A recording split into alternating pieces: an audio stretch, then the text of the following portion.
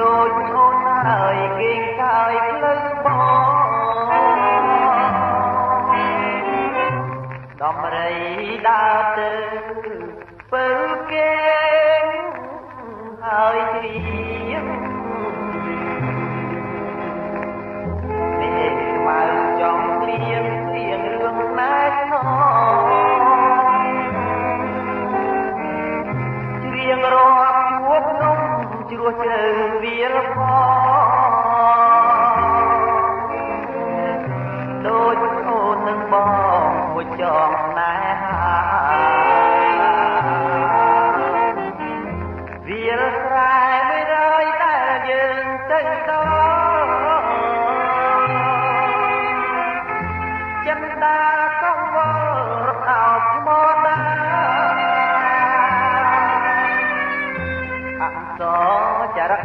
តាំងពីដូនតាយើងសូមសច្ចាកត់ណែយើងផង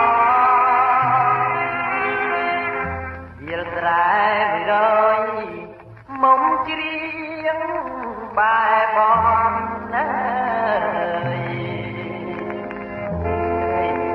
ដូចតន់បន់សូមជួបមក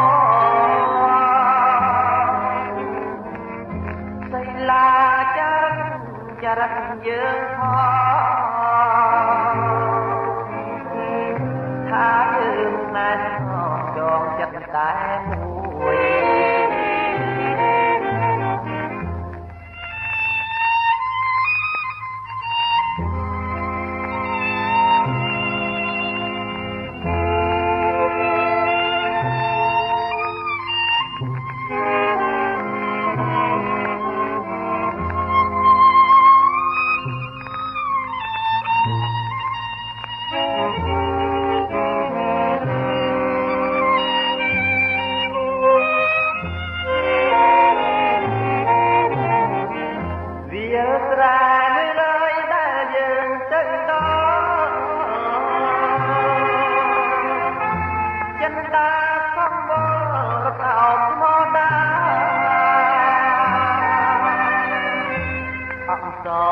ចរិត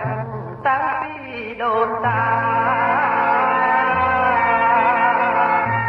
យើងសូមសច្ចាកត់ណែយើងផង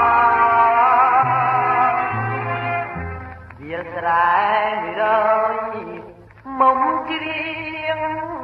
បែបនណាស្រីជាវដូចតន់បន់សូមជួបបងសៃឡាចរិតយើងផងថាយើងណែចងចិត្តតែមួយ